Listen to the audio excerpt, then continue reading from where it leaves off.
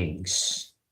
I'm back, I'm here, and I'm ready. I'm ready to start this thing off right for you guys. So, as you see, the title, yes, this is that video that I was supposed to record a long time ago. Now, instead of me just doing a regular video, I think we should run through it as a live, and I feel like we can get more out, and that's what we're gonna do. So, this is probably going to be pretty long. I'm not going to try to review every aspect of all these albums because it's just going to take way too long because I'm pretty sure we're going to run into maybe an hour here today. I'm trying to knock this out, but we might run into an hour. So, I don't know yet. Uh, but, a lot of surprises. We got a lot to talk about. I was gonna do my thing and write some notes, but I don't think I have to because I think I've listened to a lot of these albums to have them stored in my mind already. So, yes, this list was supposed to be unveiled in 2017, but look, guys, I'm a busy person and I always keep a promise. And like I said, we were gonna upload this. I kind of forgot to do this. Like, it's like each time I wanted to, I got sidetracked. But I was like, you know what? This is gonna be a week of uploads, things that I haven't touched yet, and this is one of those things. The 2018 list will be unveiled in, I guess, in the next few weeks. The only reason I haven't got to that yet is just because I still, reviewing other bands and checking out other songs and just a lot. But basically, how my top 10 list is formed, I don't just review the mainstream stuff, I review all aspects of albums. So it can be underground stuff, it can be bands I've never heard of, because mainstream isn't all that metal has to offer. So if you're just looking at the mainstream, then you missing out on other potential good bands, you know what I mean? So that's that. 2017 was a pretty good year. It was on and off. It has some albums that just blew my mind, and it has some that disappointed me. A lot of bands did make the list, and it's only two reasons why. Either that album just completely sucked, or it was okay, but it just wasn't good enough to be on this top 10 list. I will tell you this, I've had to alter this list a few times, switch it up, change it, and this now we got here. So I don't know. Some of these bands I've never talked about on this channel before, and some of them are pretty known on this channel. So you may see some bands that I've done covers to, and I will be reviewing. And I don't know. I'm not really sure if any of these bands that I'm reviewing are in y'all top 10. I'm pretty sure these are good bands and good albums, though. I'm pretty sure at least one of these albums that I'm gonna just talk about today, some of you may like them. I think you will, without a doubt. If you like death metal, then well, this list is for you definitely. So yeah, so that's that. Definitely, I will get this out the way so nobody gets their hopes up. Some bands and spoilers.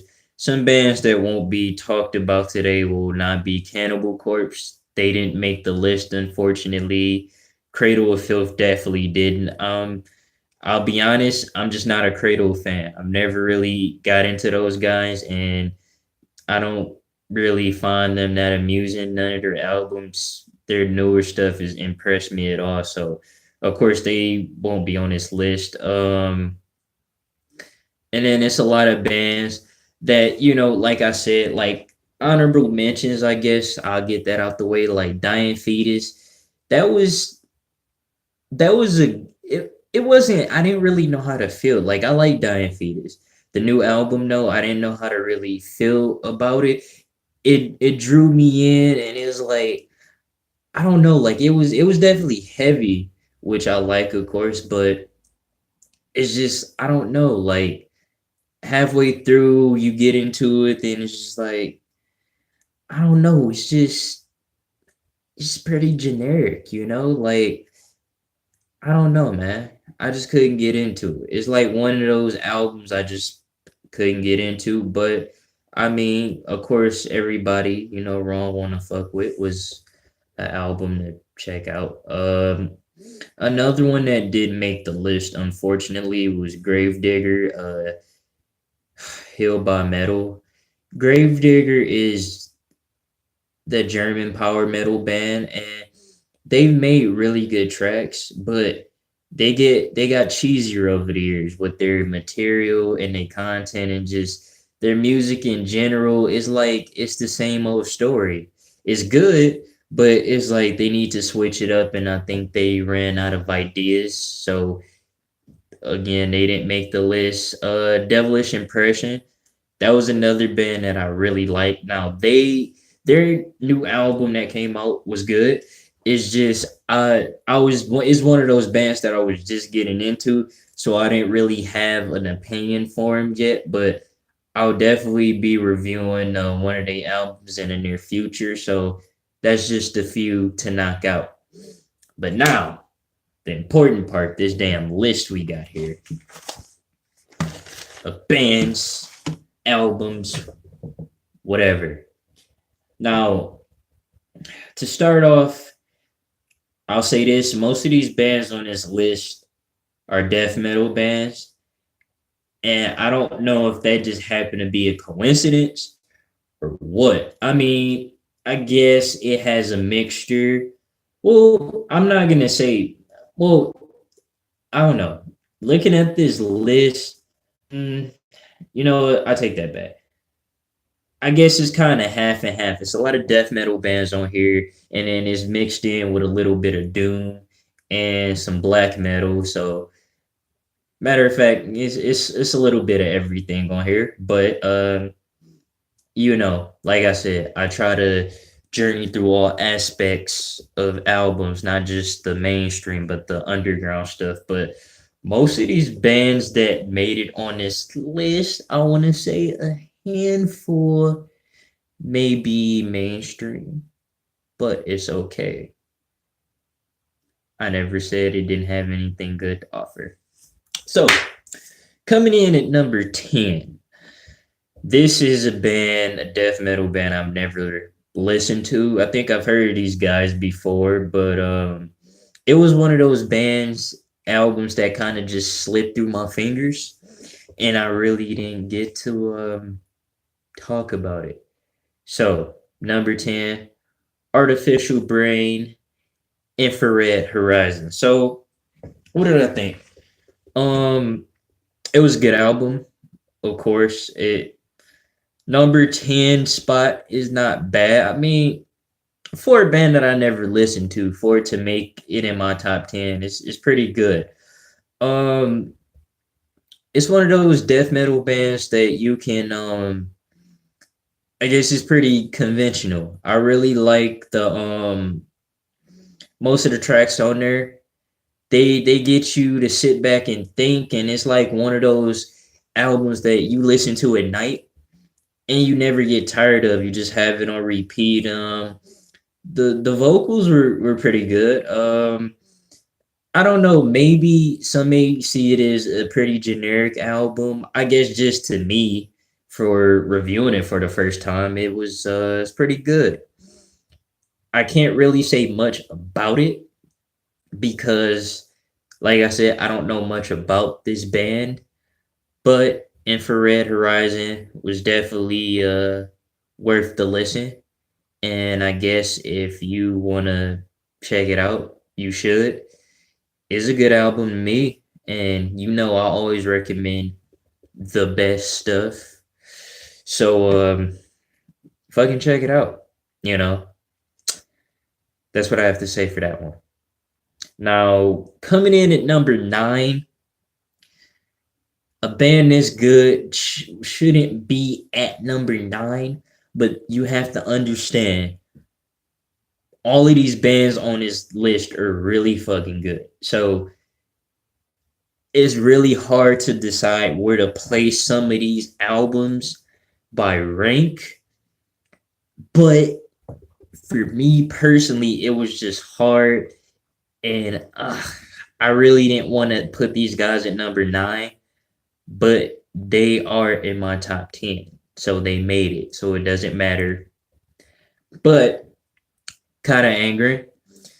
Um, I did like a cover to those guys, 2 covers actually. So, go check those out by the way, do that. Um, anyways, Kata Angren are a symphonic black metal band, and they're known for telling these good ghost stories and all these like dark lyrics they have in their music, and they're known for telling Dutch tales and the Hansel and Gretel story and all of those things. They it's no topic they shy away from. They always have good stories and dance and laugh amongst the rotten. It came in as it was like one of those albums. It's like, damn, this is fucking good. I mean, their last album that came out before that was great. And then they came out with this. So you got tracks like Charlie, which is basically a song about the Ouija board. And it's the Ouija board is pretty dark. But I don't know. Some people say it's real. Some people think it's a myth. I really don't care. I've never used an Ouija board, so I can't tell you how a Ouija board works. But I've never used one. But I'm pretty sure, you know, maybe it's a myth. I don't know, but you'll never know unless you actually use one, right? So yeah, Charlie was definitely one of those killer tracks. It was a lot of tracks that stood out to me in that whole album. Of course, Charles Francis Cogan, the one about a famous painter, that one was good. And then also the video track they had for it was great. And I feel like these guys keep getting better with the sound. I think personally, I feel like they're gonna just go with this raw black metal sound. Like you can hear it. It's like the black metal riffs are just strong in this album. It's like for a symphonic metal band.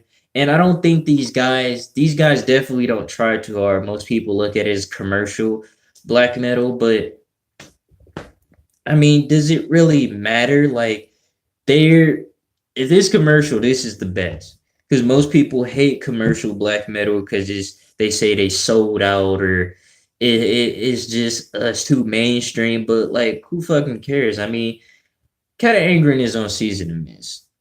I don't know if people would.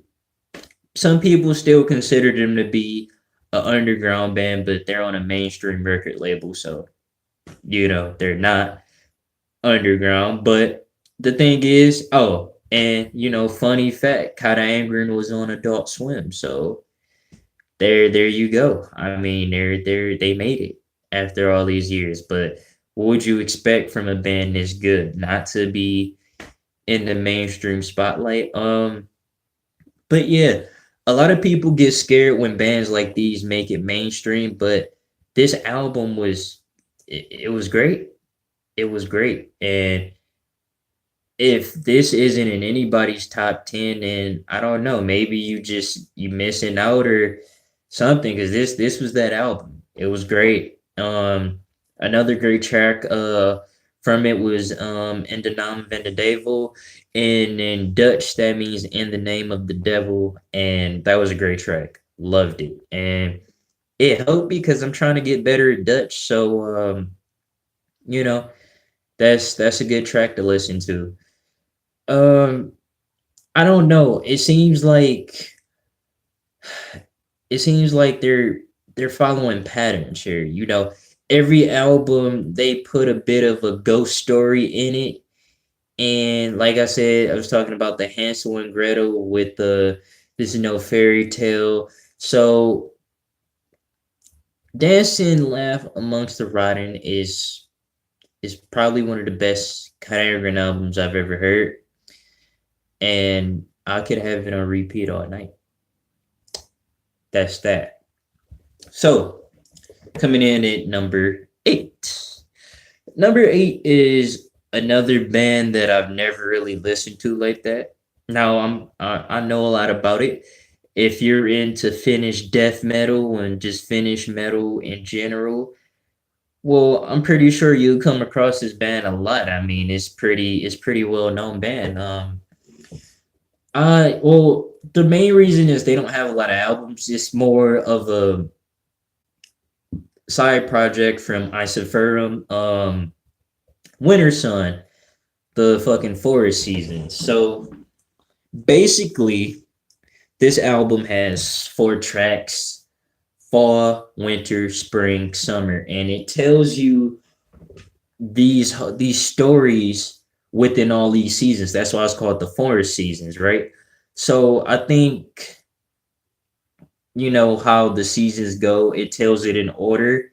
I think that's how they tell it in the album. I can't exactly remember, but it only makes sense if they tell it in that order, summer, spring, fall, winter. So yeah. So basically that's what the Forest Season is. I think the winter track was the best. It is like it's very dark, it's very cold, and it mixes those clean singing elements and those harsh vocals. And when you hear it together in this track, it's so fucking beautiful. Like it's probably the best thing I heard in years. And I like how these tracks are so long and drawn out, so you can just sit back and you can really process what's going on in these tracks here. Because if you have a 12-minute track, you don't want to headbang for 12 minutes, right? I mean, you're gonna get tired as fuck. You can't do it. So what they do is they give you these long drawn out tracks, and they're good. Don't get me wrong, they're really good. And they give you these long drawn out tracks, and you don't have nothing more but to just sit back and process and really take into account what they're saying. You get to really analyze the lyrics, you get to see the mood, you get to feel the setting, you get to feel what the Forest Season is talking about. And that's why this had to be on my list. And coming in at number 8, that's not bad at all. It was really good. And for 4 tracks, literally, it's only 4 tracks on here. And I think it may have been a bonus track or maybe just an intro, something like that. But yeah, Winter Sun, for a side project though, this is really like stunning. Like most side projects is just one and done, but they had 3 albums out, and that was their latest creation in the Metal Vault. So, and I think they're still having events going on. I don't know if it's any in this area, but if I find that out, I may put that in the link, how I do it. So that was definitely number 8 in my book. Number 7, I have a lot to say about this band because I've been doing like a lot of studying on this band, listening to it, and for your guys' sake, I just did a cover to it yesterday, 9 and 1 by Shade Empire. I did a cover of that. So if you haven't seen the cover, go check it out, please. It won't disappoint. I try not to. I always try to give you guys the best cover. So go check that out after this video, after this live.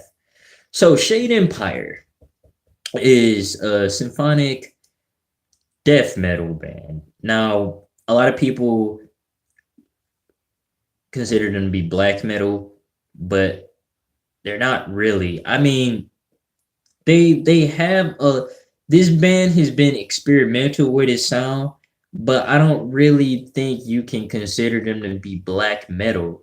I mean, maybe if you just going off of Hardu's vocals, but no, it's a definitely a symphonic death metal band, and a lot of people confuse that. See, the thing with Shade Empire is I've noticed a lot of people compare these guys to Demu a lot. Demu is symphonic black, Shade Empire is symphonic death. Now, I don't really see a lot of I don't really see comparison within those two bands. I feel like when people compare those two bands, they really just compare Harju and Shagrath. Now, Harju and Shagrath both have a lot of similarities, not just stage presence, but vocal wise. Harju sounds like, honestly, he sounds like he could be he would have been a good replacement for, like, if Shagrath ever quit Demu, and I don't think, that's never gonna happen, obviously, but just imagine if he did. I think Harju would be that guy to fill his spot. But that's not really here or there. That's just a little fun fact. Those guys both have a lot of similarities, and I plan on doing a video just comparing those two because I like both of them as vocalists. But yeah, Harju is one hell of a vocalist. He's been in Shade Empire since day one. He's the founder. He's always been in there. And Poetry of the Ill Minded was his last will and testament. And not like he died or anything, but that was his final recordings before he got his departure from the band, which I will shortly get into in a minute. But Shade Empire has been around since '06, and they started off, just as a, I don't know, they won, like, I don't know, they one of their albums, Omega Arcane, I think that's the name of the 2013 album, was praised. It was nominated as one of the best metal albums of that year. So yeah, that's something to check out. But they've been around since '06. Now, what was the 2006 album? Was it Intoxicated or some shit like that? I think it was. But they've been around for quite some time now, and Harju has been a main part of the band for that long. Now, the departure. He was in the band, and he was one of the main founders. But as you all know, with any band, when a band doesn't want you in, no matter if you're the founder or not, they have the power to kick you out. If it's 3 against 1, it doesn't matter if you were, which kind of sucks, but that's just how things go. Even if you made the band, created it, if they vote you out, you have to get out, or those things can turn nasty and it can get legal and, whatever. Now, the band said that Harju is no longer a part of the band, and they didn't want to comment on it or give it any valid reason why. It's like one of those things where a band just doesn't want to speak on why. So, from what I read on pages in Facebook, Harju, this is a general assumption, but if you really look deep into it, this is the only valid thing. It ended badly. I think what happened is they may have got into some creative differences, or maybe some type of dispute between Harju and the band, and it got bad to the point where they said, okay, we don't want you a part of the band, get the fuck out. But you can record these last vocal parts for all of these tracks, and then you can get out. We don't need you anymore. So I think that's really what happened, and they just kicked him the fuck out. And if that's what really happened, that's fucked up. That is, because he was a good part of the band. But anyways, the album part. Now, Poetry of the Ill-Minded, they had so many great tracks. Wanderer, Map of Scars, Lecter. You know, they had so many great ones, and each track had its own special touch.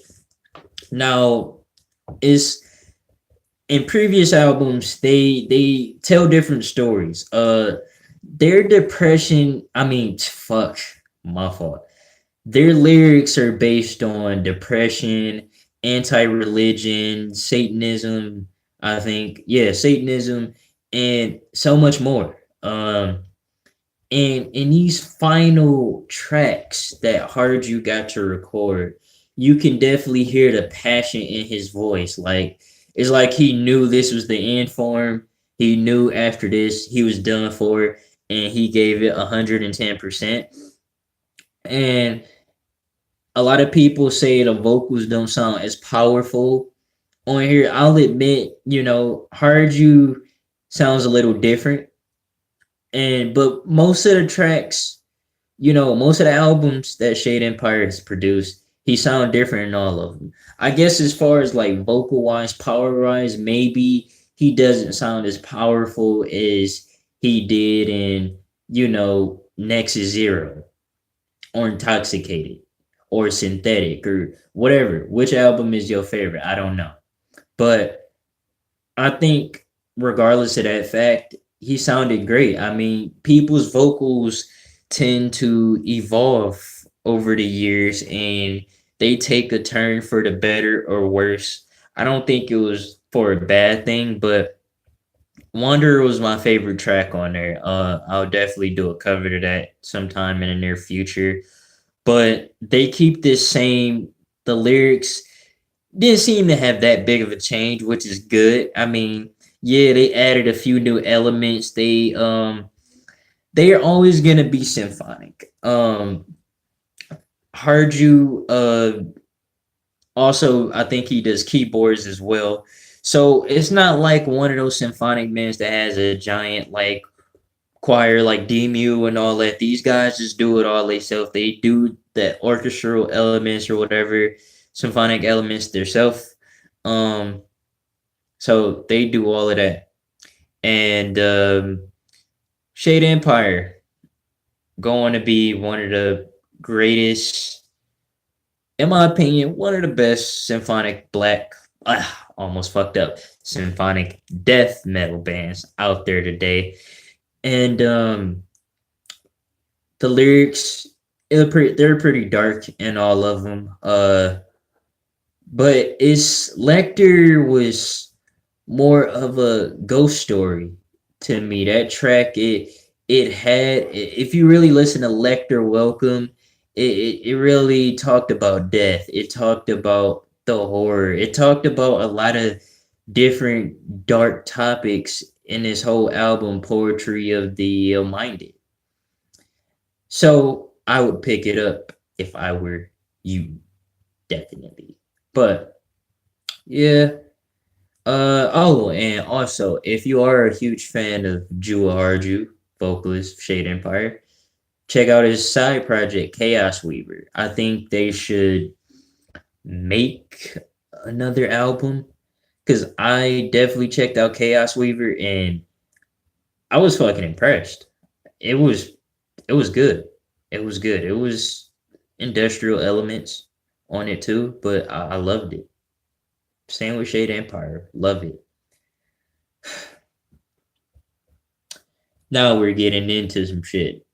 Number 6. This is a band that has been controversial in its own right.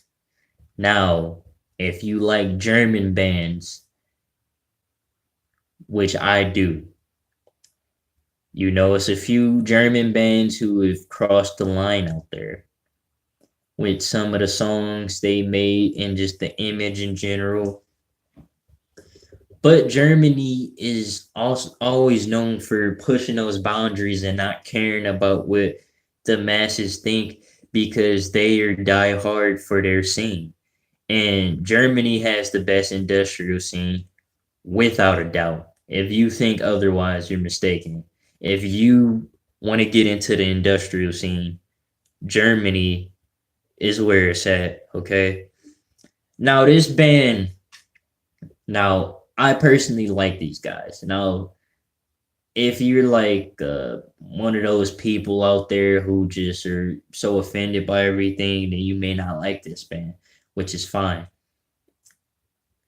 I try to leave the politics and the political shit alone when it comes to the music. People just look too deep into certain things that aren't important, but I don't care. I like what I like, and I review and give you guys the best, or at least I try to. So, this next album is Apostasie, number 6, by Notchblood. Now, Notchblood is an industrial black metal band. They have been controversial for tracks like We Got Sign, which means be like God. For tracks like Code We Grab. For tracks like Multicultural. Now, this band pushes the social standpoints in their music. They throw it at you, regardless if you're in a political shit or not.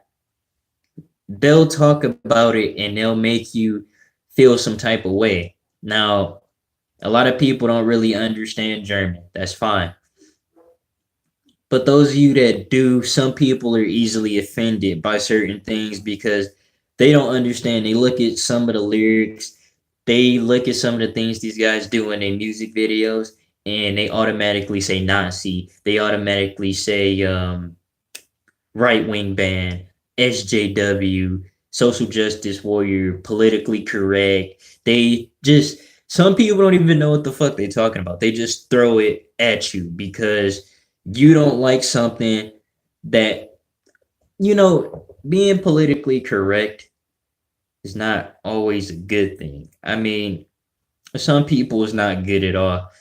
Like I said, I don't really delve into politics like that, but this band has a lot of things to do with political standpoint and religion and acceptance.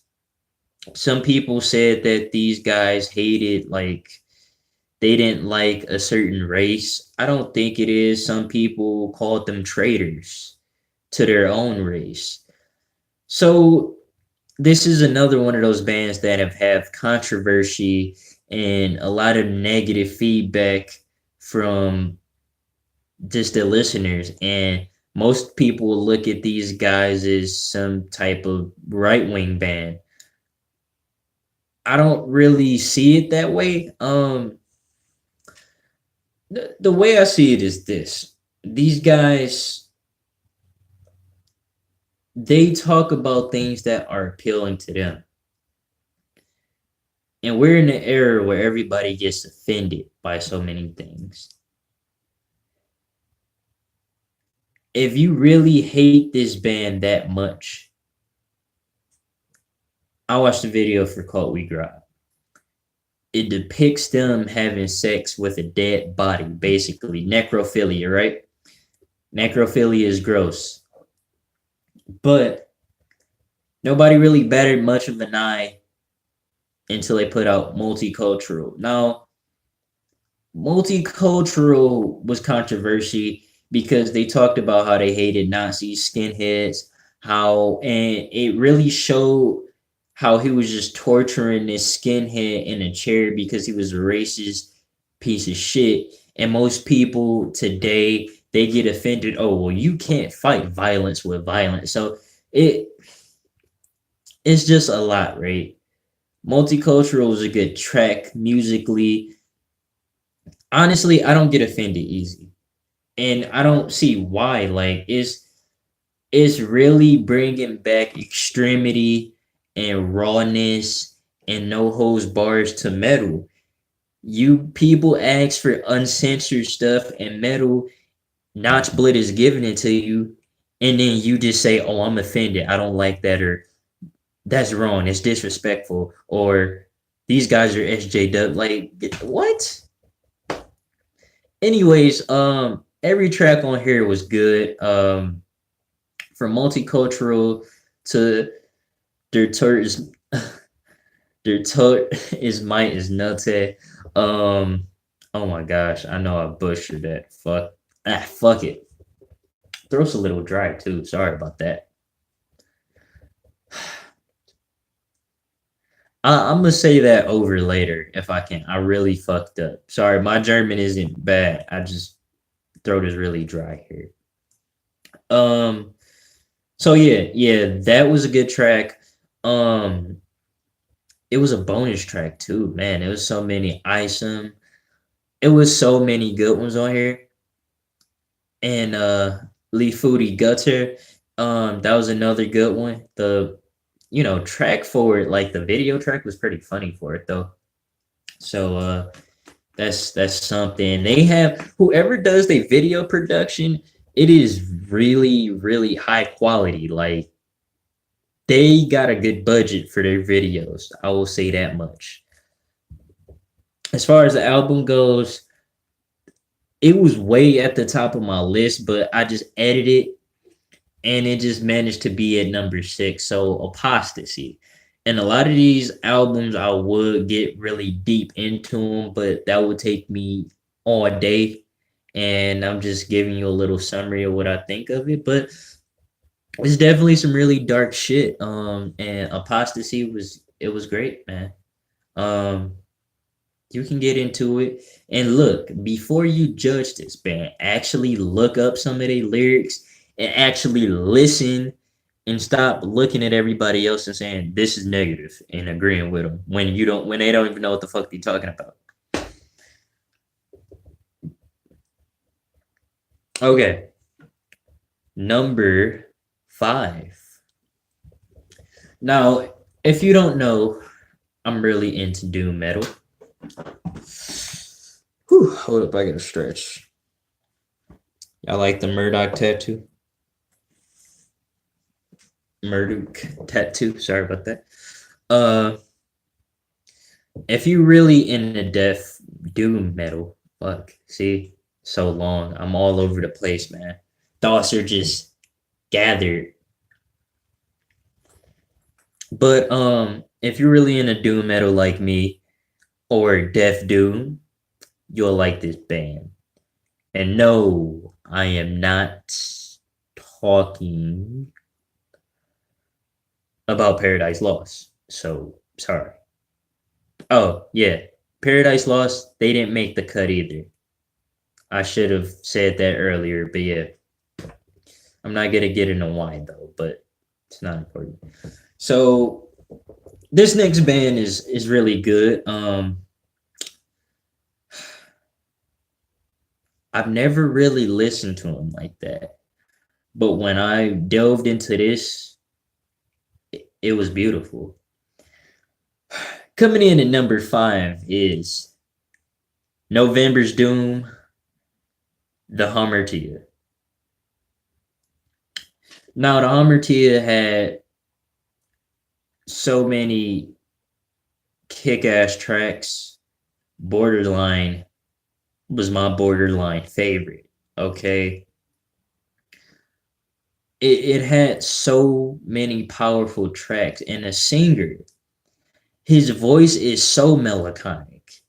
What I mean, his voice, like, this guy can go high, this guy can go low, and then he has these harsh vocals.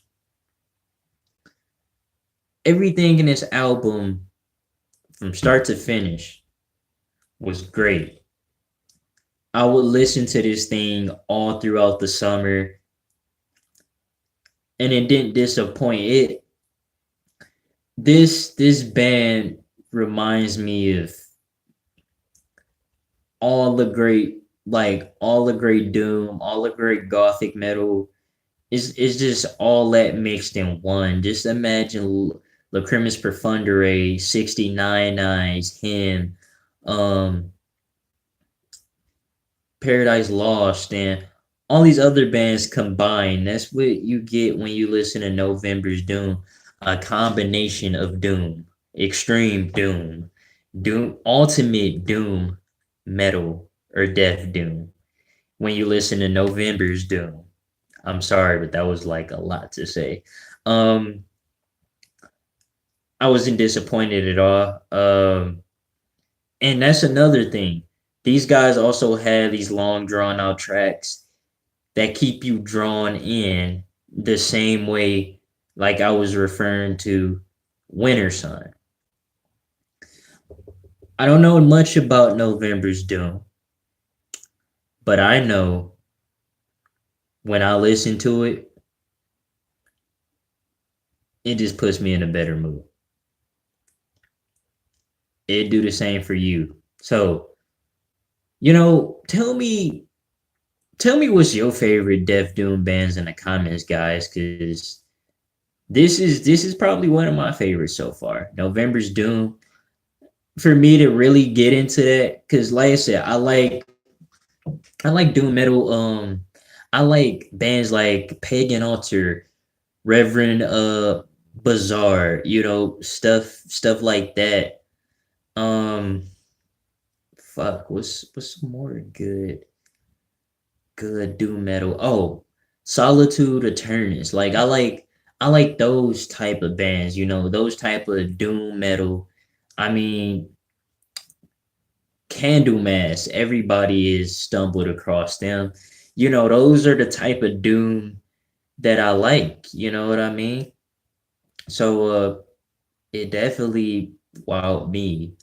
Um yeah, man, it's good. It was great.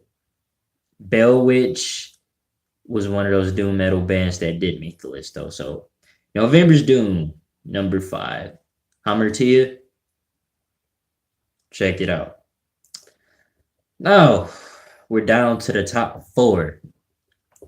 So what you can expect now is death metal and one gothic metal album. Now this band I did at least 2 covers to so far. If you're really thrilled and invested in the New York death metal scene, if you're really into it, you'll like this band. When I think of great death metal bands, I think of, well, these are just death metal bands in general. I think of Edge of Sanity. I think of Death, Autopsy. I think of Carcass. I think of bands like that, right? You think of bands like Incantation, maybe. Yeah. But also, you got to think of one of the best. The best. One of the best. And when I mean the best, one of the best death metal bands to ever come out of New York. Yonkers. One of the best. And it's the one and only Immolation. And I did 2 covers to that. So, Atonement. Boy, was this a hell of an album. Fostering the Divide. When the Jackals Come. Above All. Lower.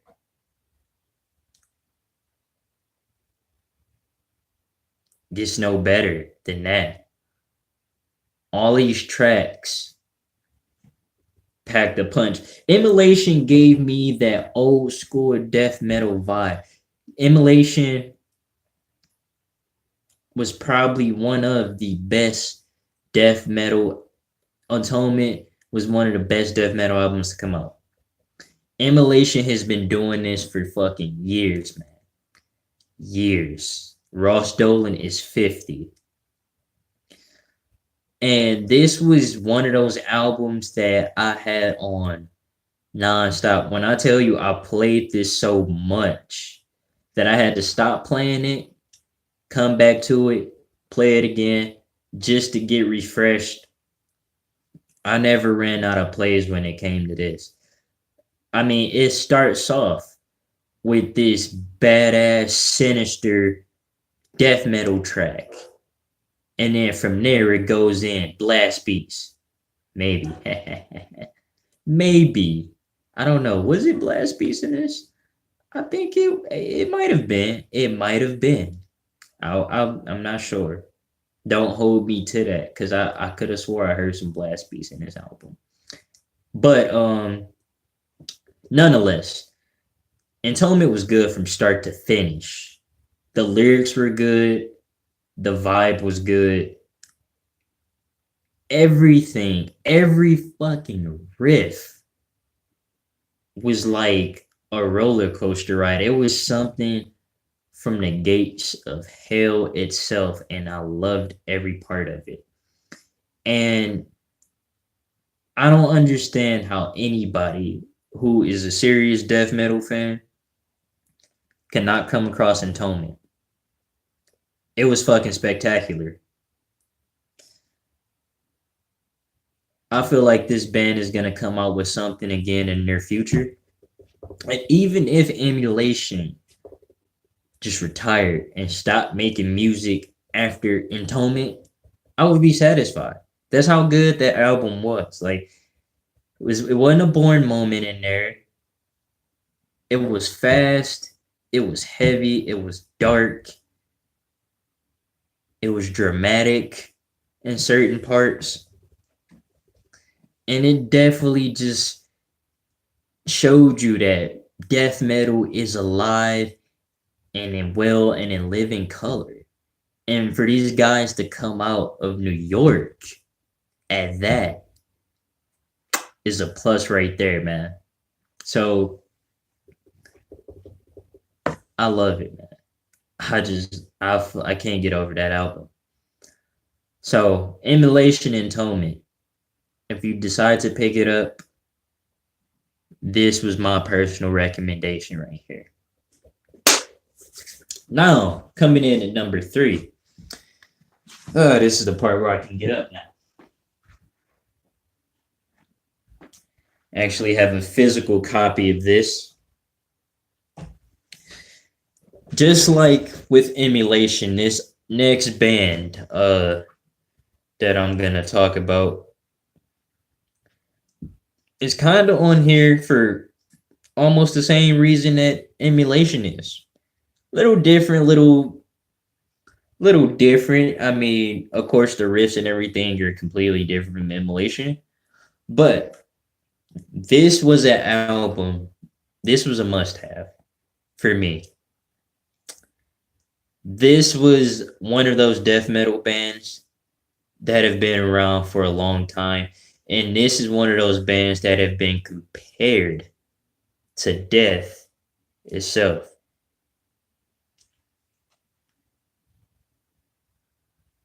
Exhumed. Exhumed Death Revenge. Now, I may do a personal review by itself on this, but I just want you guys to check it out. Look at that. Look at that. That's nice, isn't it? Look at the title tracks on here. If you can see it. There we go. Now, Exhumed Death Revenge was the best I've heard in a long time. And I just want to read what's on the back. It says, "When life is cheap, death is a hell of a way to make a living." You got that damn right, don't you? Now, let's look at the album art before I can even finish. How can you not like art like this? Look at this. This is fucking amazing. Look. That's just perfect. That's perfect right there. That is, you have somebody being dissected on this table right here. You got somebody getting ripped the fuck open. Like, don't you like it when you can see an album art when you got a grave right here, you got a zombie right here, you got this bloody, hard to decipher almost logo, and then you got somebody that's just being ripped the fuck open on the table. What more could you fucking ask for, right? This brought a 90s death metal feel. It brought a feel that I could never get over. It was a classic album. It was a phenomenal album, and I know I probably used that a lot, but I just can't stop. Um, but it was definitely a really classic album, and they brought that real tasteful side to death metal back. They brought it back, and they showed all these other bands, these amateurs.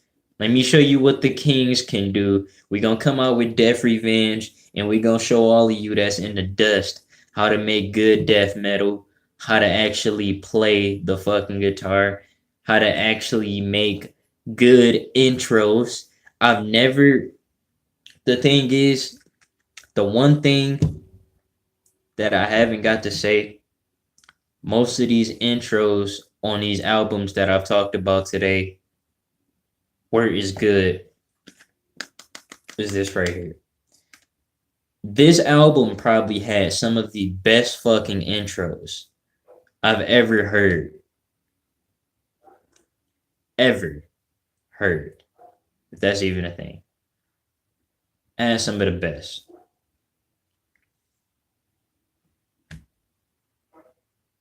What can you say?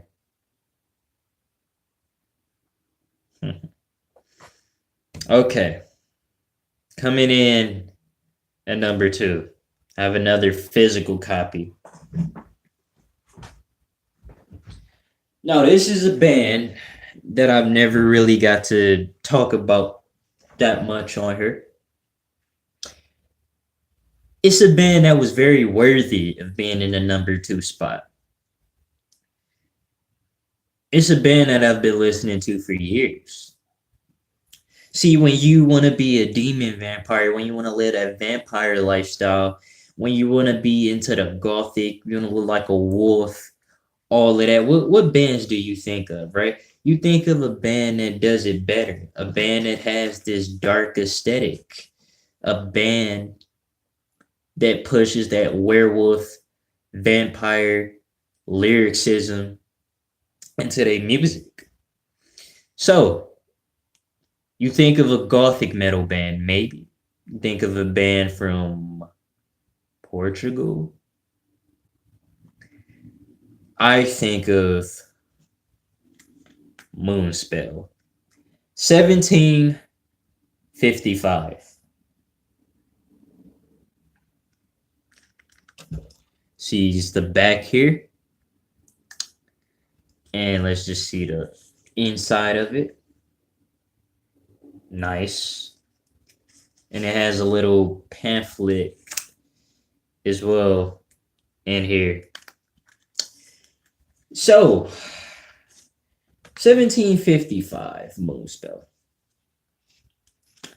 If you don't know, if you haven't paid attention, all of the title tracks in bold here are in Portuguese. All of them are. Now, Endomendo, in the name of fear, in nome do medo. I don't know if I even said that right, but look, I don't know Portuguese, so don't hold me accountable. But anyways, at least one of these tracks were recorded back in 2012.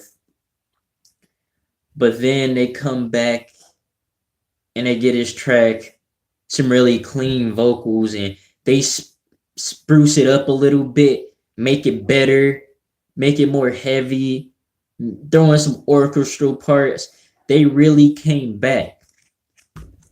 I feel like this was almost like their 2012 album but this was like part two, or like the fucking, I don't know how to describe it. I guess I would just say this was like the more uncut version with newer tracks, heavier sounds.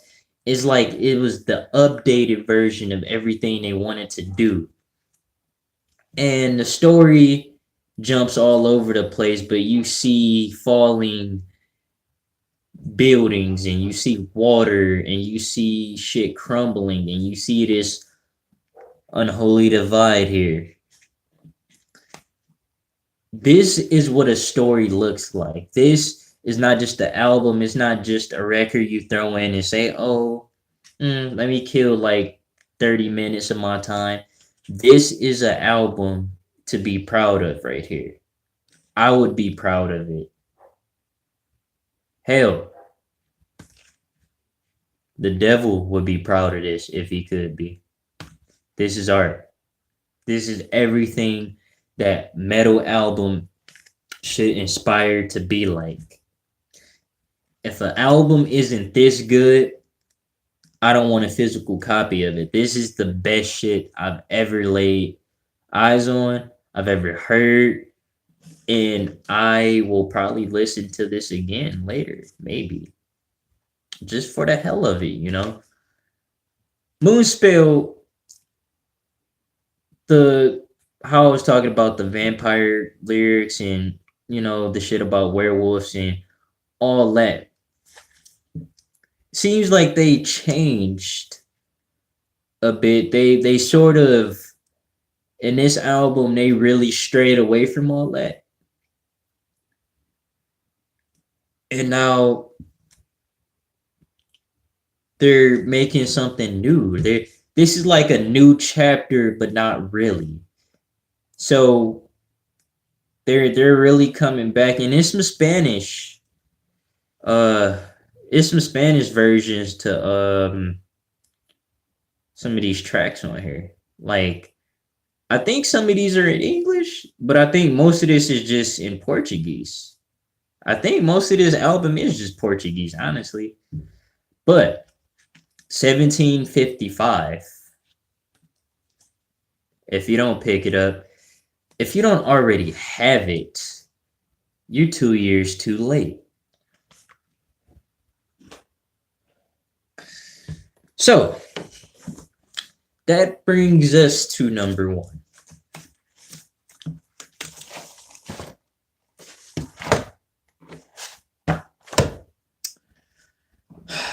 Let me just do a little moment of silence here for all the albums that didn't make the list.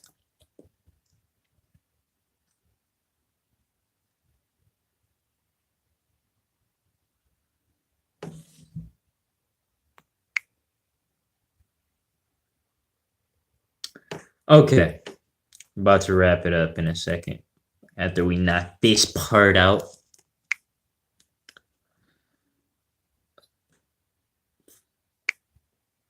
Okay, so this is the last one.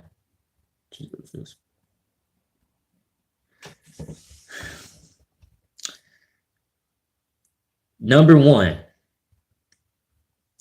one on my top 10 list. Number one is a band that I've done covers to. Number one is a band that I am dying to see. I could have saw them at Harpo's, but that is too far away from where I live. So that wasn't going to happen. They just played at Harpo's, like, was it last week or 2 weeks ago? Something like that. This is one of my favorite bands. This is a band that knows how to do orchestra right. This is a symphonic band that's never disappointed me. This is a band that's never made a bad album. This is a band that I love more than anything. And anytime they come over here in the Detroit area, I will see them. That is a guarantee. Nothing no matter what album I've listened to in 2017, no album impressed me, had me wanting even more until I heard this. Coming in at number 1, the Greek gods of death metal. Not Riding Christ, unfortunately. I wish they didn't even make an album in 2017. But Riding Christ are one of. But let's think a little bit more to the left. Their counterparts, Septic Flesh. Coming in at number 1 is Codex Omega by Septic Flesh. One of the greatest albums to come out in 2017. Septic Flesh is a band that started off good and evolved and got even greater and greater and greater. Most bands, when they reach this stage of their career, they've already hit their peak and they don't know what to do anymore. They run out of ideas creatively and they're just in the dust and nobody wants to hear them. Septic Flesh has gotten heavier, has gotten darker, more brutal. Fan base has grown, and each time they find a way to outdo themselves. That's what I like about Septic Flesh. They never disappointed me. I don't think they ever will. And I think we briefly talked about some of the tracks on here, but let's just run through it for a quick, shall we? We got Martyr. Great track. We got Enemy of Truth. We got Trinity. We got Dante's Inferno, the Third Testament, Our Church Below the Sea, Portrait of a Headless Mind. We got all these good tracks. Dark Testament, Faceless Queen. All of these fucking killer ass tracks alone that just made this album a 10 out of 10. A spectacle, I would say, in the metal vault. This is an album that will go down in history for the next few years. This is an album that if I ever had kids and they were getting into metal, this is the one that I will pop out for them. Codex Omega. Not only that, the orchestral parts were out of this world amazing. Out of this world. These guys basically took what Demu wanted to do with that terrible ass Aeonian album, and they did it the right way. Septic Flesh did Demu better than Demu could do it itself. They took that formula, ran with it, knocked it out of the fucking park, and made this great masterpiece, Codex Omega. And Demu couldn't do that. Fucking sad. But Septic Flesh did it the right way, and that's all that matters. Martyr of Truth was a long orchestral track with 3 tracks in it. So that track mixes, it shows you basically Martyr, Enemy of Truth, and another track, and it shows you all these tracks broken down into one, but it's 3 tracks in one, and they break it all down for you with the orchestral piece. So that was enough to just draw me in. That the first listen was enough to have me say, this is going to be the best. So now you know my 2017 list. And I told you guys we're going to make it to an hour, but I'm definitely going to wrap it up now because I'm tired of talking. My throat is dry. And I kind of want to watch some horror movies, you know what I mean? So, to my fans, to my freaks, I hope you enjoyed this. Let me know if you liked any of these albums that I talked about today on this top 10 list. Let me know what were some of your favorite albums from 2017. Let me know. What are some things that I missed out? What are some things that you guys want to know? What are some recommendations that you want to have? Let me know all of that below in the comments.